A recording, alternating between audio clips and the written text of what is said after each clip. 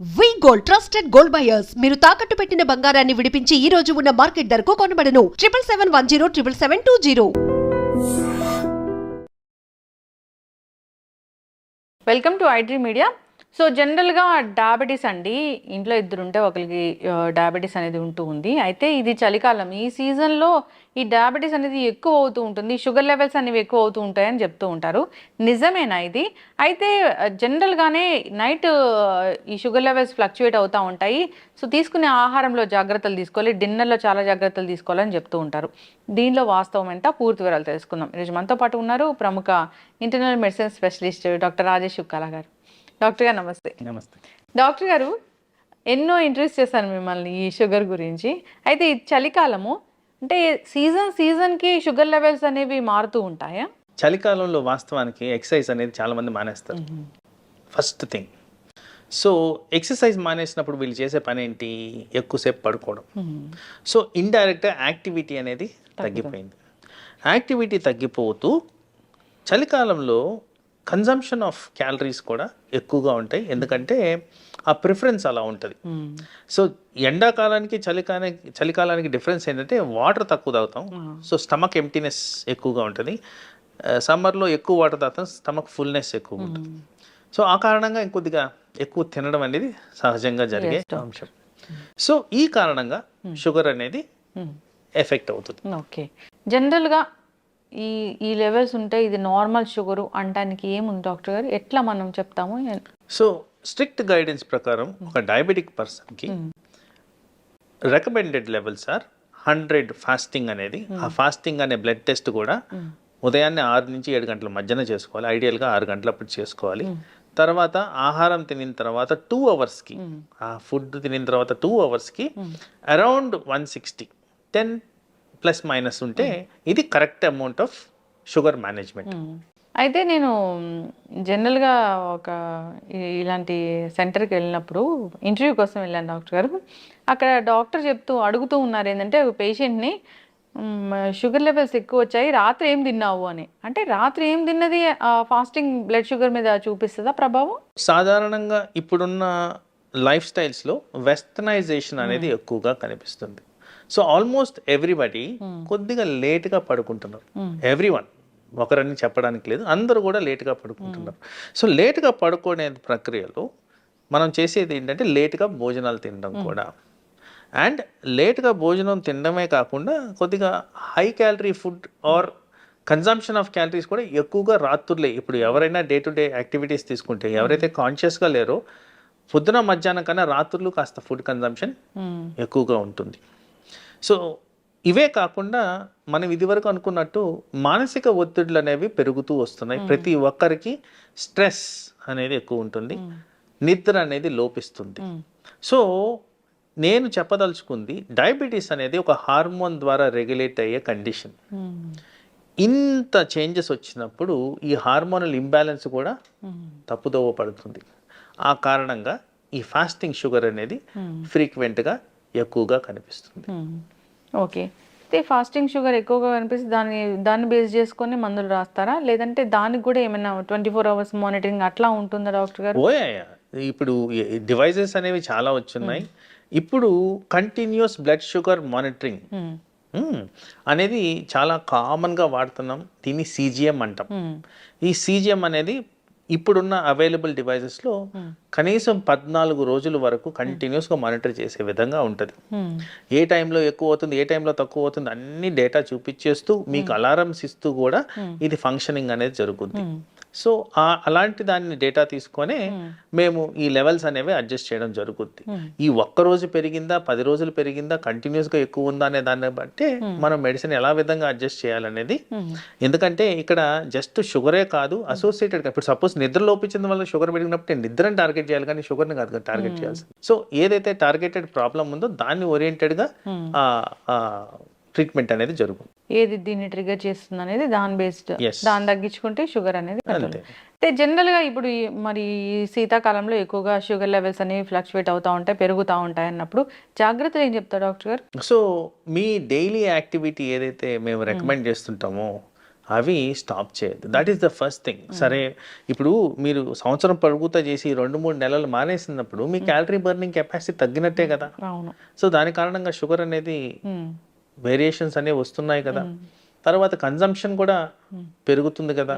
So ఇవి కాకుండా ఆ న్యూట్రాలిటీ మెయింటైన్ చేస్తే ఆల్వేస్ ఐడియల్. ఎందుకంటే ఈ వింటర్ సీజన్ అన్నప్పుడు ఒక 4 months ఉందనుకున్నాం మ్యాక్సిమం ఎక్స్టెన్షన్. మరి 4 months is a bigger chunk. అంటే ఆ పీరియడ్ అనేది చాలా పెద్ద పీరియడ్. 4 months పీరియడ్ని రిలాక్సేషన్గా తీసుకోవడానికే లేదు. ఒకరోజు ఏదో ఒక పూటనో అంటే అది వేరు, కానీ మరి 120 రోజులు అంటే చాలా ఎక్కువగా స్పాన్. అందుకో బాడీ మీద స్ట్రెస్ ఎక్కువ ఉంటుంది, అవయాలు ఎఫెక్ట్ అవ్వడం జరుగుద్ది. పర్టికులర్గా ఆ సీజన్లో కొద్దిగా ఈ స్ట్రోక్లు, హార్ట్ అటాక్లు వచ్చేదానికి ఆస్కారం ఉంది. ఓకే. డయాబెటీస్ వల్ల కూడా స్ట్రోక్ వస్తుందా? 100%. 100%. Diabetes is the commonest reason for heart attacks in India. Commonest reason. So ఎక్కువ శాతం హార్ట్ అటాక్స్ ని మనం అనలిటికల్గా తీసుకుంటే డయాబెటిక్ రిలేటెడే ఉంటున్నాయి. ఏం జరుగుతుంది డాక్టర్ గారు? ఇప్పుడు షుగర్ ఎక్కువైంది, అది హార్ట్ మీద ఎట్లా జరుగుతుంది? సో వీటన్నిటికీ ప్రైమరీ కారణం కొలెస్ట్రాల్ లెవెల్స్.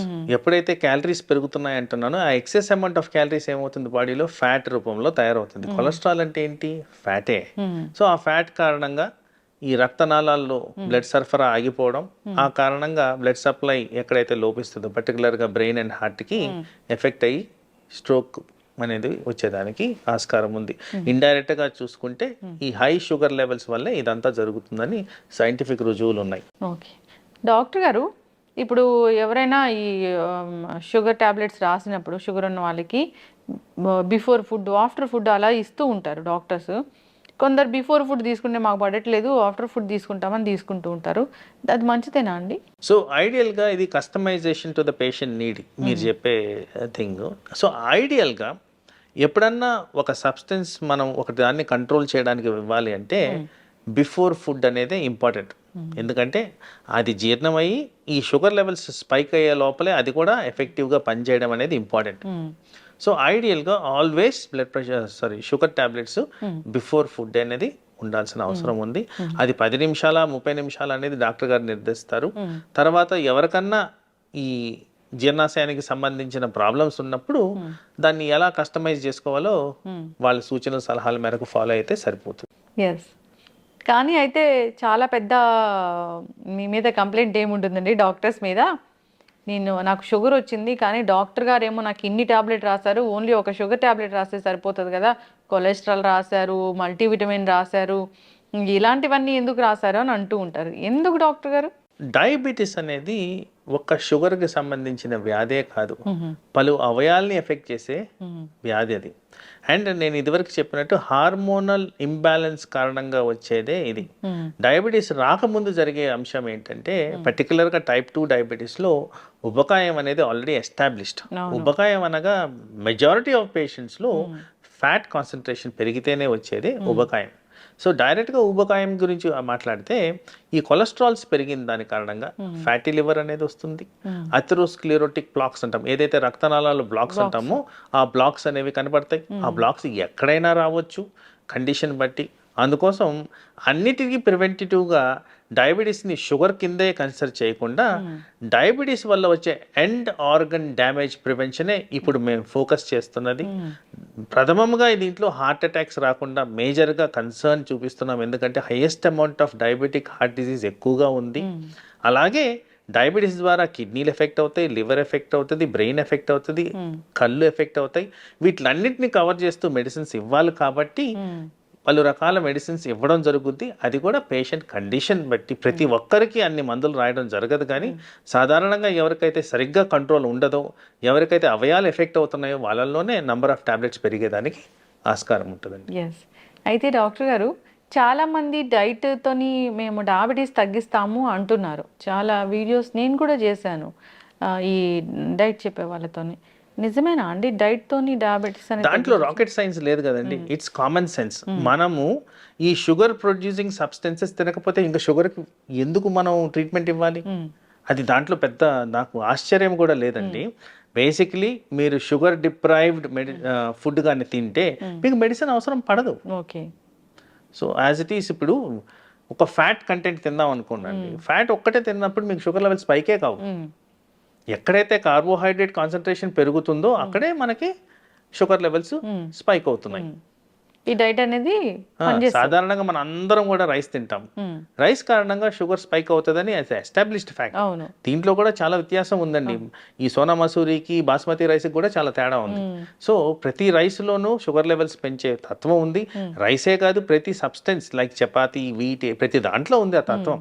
సో అందుకోసం మనం తినే కన్జంప్షన్ ఎంత ఉంది, మన బాడీలో ఎలా ఇన్సులిన్ సెక్రీట్ అవుతుంది, ఇలాంటి వాటి కారణంగానే ఈ షుగర్ అనేది రెగ్యులేట్ అవుతుంది. సో ఇది రెడ్యూస్ చేస్తున్నారంటే ఆఫ్ కోర్స్ వాళ్ళు కానీ కార్బోహైడ్రేట్స్ మానిపిస్తే అవసరం ఉండదు, దాంట్లో పెద్ద డిస్కషన్ లేదు కదండి. అంటే సైంటిఫికల్ గా అది ప్రూవెన్ అయిందా లేదా అట్లేం లేదు. డయాబెటీస్ ఉన్న వాళ్ళు డైట్ కూడా పాటిస్తూ మందులు వాడాల్సిందేనా?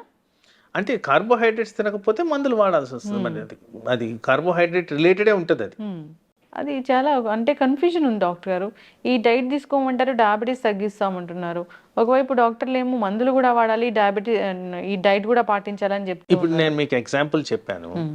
ఇప్పుడు ఓన్లీ ఫ్యాట్ తినమని చెప్తాను.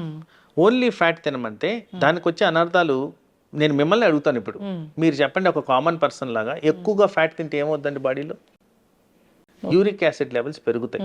యూరిక్ యాసిడ్ వల్ల కిడ్నీలు డ్యామేజ్ అవుతాయి, కొలెస్ట్రాల్ పెరుగుద్ది. కొలెస్ట్రాల్ కారణంగా మన బాడీలో అవయాలన్నీ దెబ్బతింటాయి. మరి ఇవన్నీ ఎఫెక్ట్ అవుతున్నప్పుడు మరి వాటిని ఎవరు మానిటర్ చేయాలి? సో బ్యాలెన్స్డ్ ఫుడ్ అనేది ఇంపార్టెంట్. సో ఎప్పుడో ఎస్టాబ్లిష్ అయిన ఆల్గోరిథం ఏంటంటే balanced food, adequate amount of nutrients, adequate amount of carbohydrate, adequate amount of fat and protein అన్నీ కలిపి ఉన్నవే అది బ్యాలెన్స్డ్ డైట్. అయితే కస్టమైజేషన్ మన కంట్రీలో ఎక్కడ జరుగుతుందంటే కార్బోహైడ్రేట్ మనకి బాడీకి సూట్ కావట్లేదు. ఎందుకంటే ఏషియన్ సబ్సెట్ ఆఫ్ పాపులేషన్ లో ఒక టైప్ ఆఫ్ జెనెటిక్ పాపులేషన్ ఉంది, దీంట్లో షుగర్ కి సెన్సిటివిటీ ఎక్కువగా ఉంటుంది, వీళ్ళలో డయాబెటీస్ ఎక్కువగా వస్తుందని ఎస్టాబ్లిష్డ్ ఫ్యాక్ట్. ఇప్పుడు ఈ పర్సన్ వెళ్ళి మెడిటేరియన్ డైట్ కానీ తింటే, మెడిటేరియన్ డైట్స్ అంటే fibre, natural fruits, vegetables and nuts ఉన్నది తింటే మీకు డయాబెటీస్ అనేది డెఫినెట్లీ అదుపులోకి వస్తుంది. సో ఇవి మీరు కన్సిడర్ చేసుకుంటే దీంట్లో ఎక్కడ మీకు కార్బోహైడ్రేట్ సోర్స్ ఉందండి? ద మేజర్ కెలామిటీ మన దగ్గర జరిగేది consumption of rice in highest amounts. అది తగ్గించుకుంటే మనకి డెఫినెట్ గా షుగర్ కంట్రోల్కి వచ్చేస్తుంది. ఇన్ని నెంబర్ ఆఫ్ టాబ్లెట్స్ కూడా అవసరం పడదండి. So rice related components or carbohydrate components కానీ తగ్గించుకో విధంగా మనం డైట్ ప్లాన్ చేసుకుంటే డెఫినెట్ గా మీకు డయాబెటిక్ అండర్ కంట్రోల్ వస్తుంది. ఓకే డాక్టర్ గారు, ఇన్నేళ్ల ఎక్స్పీరియన్స్ మీది, ఎంతో మంది పేషెంట్స్ చూసుంటారు. ఇప్పటి వరకు జనరల్ గా ఈ చూసిన వాళ్ళలో ఎవరికైనా పూర్తి స్థాయిలో మందులు మాన్పించాము, షుగర్ అనేది రివర్స్ అయిపోయింది అనేది ఉందా? జనరల్ గా చెప్తారు ఏంటంటే షుగర్ వచ్చిందంటే జీవితాంతం మందులు వాడాల్సిందే అంటారు. రివర్స్ అయ్యాయండి ఎవరికన్నా? సో ఇక్కడ చాలా ఇంపార్టెంట్ క్రిటికల్ క్వశ్చన్ మీరు అడిగింది, చాలా ప్రాక్టికాలిటీ ఉన్న క్వశ్చన్. సో ఇక్కడ చాలా మందికి అర్థం కావాల్సింది ఏంటంటే diabetes is a progressive condition. ఒక్కసారి డయాబెటీస్ డిటెక్ట్ అవుతుందంటే ఆ ఇన్సులిన్ ప్రొడక్షన్ అనేది బాడీలో 50% తగ్గిపోయిన తర్వాతే ఇది వస్తుంది. సో ఆ ప్యాంక్రియాటిక్ గ్లాండ్లో డ్యామేజ్ జరిగి లెస్ అమౌంట్ ఆఫ్ ఇన్సులిన్ కారణంగా ఇది ఎఫెక్ట్ జరుగుద్ది. రెండో విధమైన ప్రాబ్లం ఏంటంటే ఉబకాయం కారణంగా ఆ రిక్వైర్మెంట్ ఆఫ్ ఇన్సులిన్ లోపించి దానివల్ల కూడా మనకి షుగర్ లెవెల్స్ ఆల్టరేషన్స్ వస్తాయి. సో వీటిని రివర్స్ చేయగలిగితే అంటే ప్యాంక్రియాటిక్ డ్యామేజ్ ని రివర్స్ చేయలేం, బట్ ఉబకాయాన్ని రివర్స్ చేయొచ్చు. ఎవరికైతే రివర్స్ చేయగలుగుతానో వాళ్ళలో టెంపరీగా రిక్వైర్మెంట్ ఆఫ్ మెడిసిన్ అనేది ఉండదు. ఎందుకు టెంపరీ అంటున్నానంటే ఏదైతే ప్యాంక్రియాటిక్ డ్యామేజ్ జరిగి 50% ఆఫ్ ఇన్సులిన్ లాస్ అయిందో అది న్యాచురల్ గానే తగ్గుతూ వస్తుంది. Over a period of 20 years complete గా ఇన్సులిన్ అనేది డిసపేర్ అయిపోద్ది. Variable from person to person. Complete గా డిసపేర్ అయినప్పుడు కంపల్సరీ మనం మెడిసిన్ అనేది ఇవ్వాల్సిన పరిస్థితి. కంప్లీట్ గా జీరో అయిన insulin levels in the body అంటే మనం బయట నుంచి ఇవ్వాల్సిన అవసరం. ఎస్, ఖచ్చితంగా డాక్టర్ గారు. షుగర్ గురించి ఇంకా చాలా క్వశ్చన్సే ఉన్నాయి. సో మనం ఈ సిరీస్ అనేది కంటిన్యూ చేద్దాము. షుగర్ గురించి ఏదైనా ఇబ్బంది పడుతున్న వాళ్ళు, టాబ్లెట్స్ గురించి కావచ్చు, ఇంకా ఏదైనా డౌట్స్ ఉంటే ఒకసారి మిమ్మల్ని కాంటాక్ట్ చేయాలని కోరుకుందామండి. చాలా చక్కటి ఇన్ఫర్మేషన్. ధన్యవాదాలు. నమస్తే.